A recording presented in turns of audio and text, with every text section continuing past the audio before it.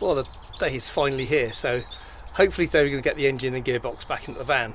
So I'll just turn the camera around so you can see what we're doing. Okay, so you can see you've got the crane out the garage.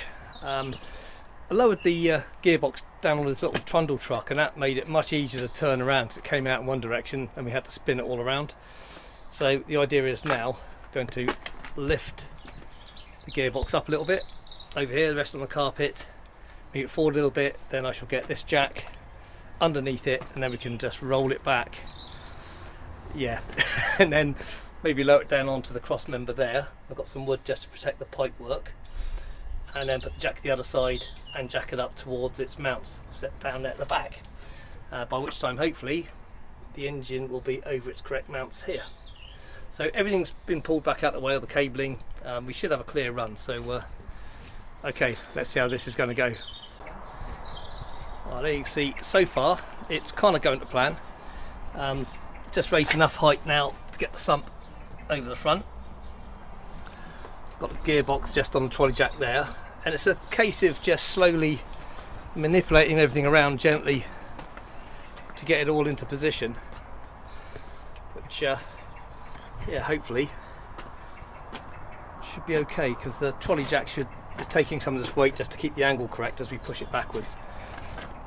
So I can't film it because wherever we put the tripod it's in the bloody way of moving everything about, so I'll be doing it in quick short stunts like this.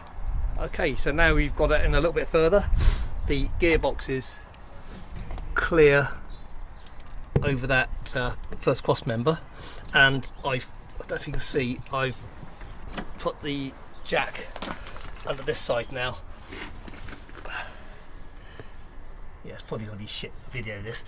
So we can then just jack the end of the gearbox up to go back up onto its mounts. So it's gone fairly smoothly. I mean, so far I don't want to like yeah, jinx it. But just gently now, a little bit more forwards, then we can lower the engine down a bit to clear the front cross member here, and then start lining up the engine mount. So okay, onwards.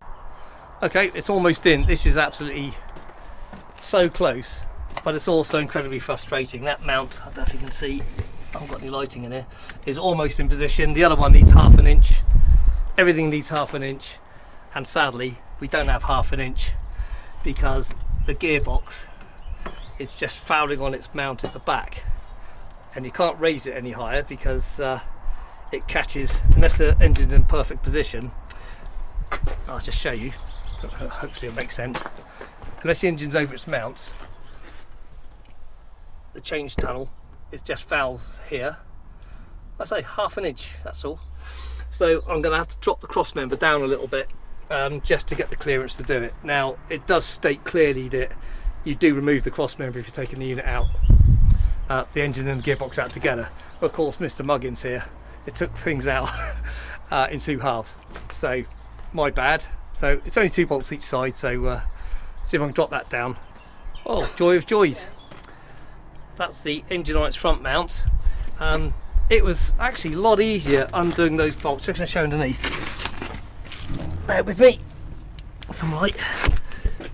These bolts up here that hold the cross member, they came undone a lot easier than I expected them to. I thought they were going to be an absolute bastard, but luckily they weren't.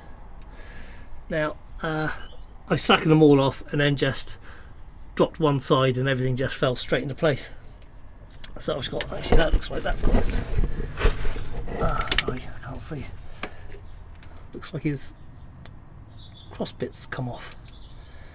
That'd be a bit of a fuck if it has. Anyway, we'll worry about that later. So now we can just manoeuvre things about and get the gearbox up there, back onto his mounts and things, make sure everything's leveled up, and then we can start reassembling. The other thing I did is I've got the prop shaft back in. I've got no chance of seeing that from here because it's quite low. So rather than me shake the camera around with bad lighting, believe me, I changed both joints on the prop shaft and it's all back into place, but not tightened until we line it all up. Okay, let's crack on and get some more bits done. Well, yeah, happy man. It's all in place. yeah, all I had to do was drop the cross member down, as I showed in the last video, just on one side, and it all just slid straight in.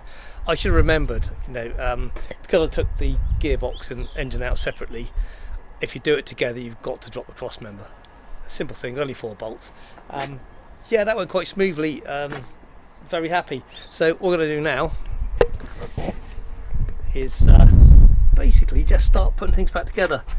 I'll sort the cabling out, run the cables around while things are missing. It's easy to get to the back of the head here, where the head's going to go, obviously, back of the block. Run the pipes over. There's a loom that's got to go back over and back into the gearbox. So get all those little natty jobs out of the way, and then I shall progress, plop the cylinder head back on. Obviously I've got to refit the fuel pump. Now, if you remember, I damaged the fuel pump and the fuel pump guard, heat guard, getting out because it smashed onto this.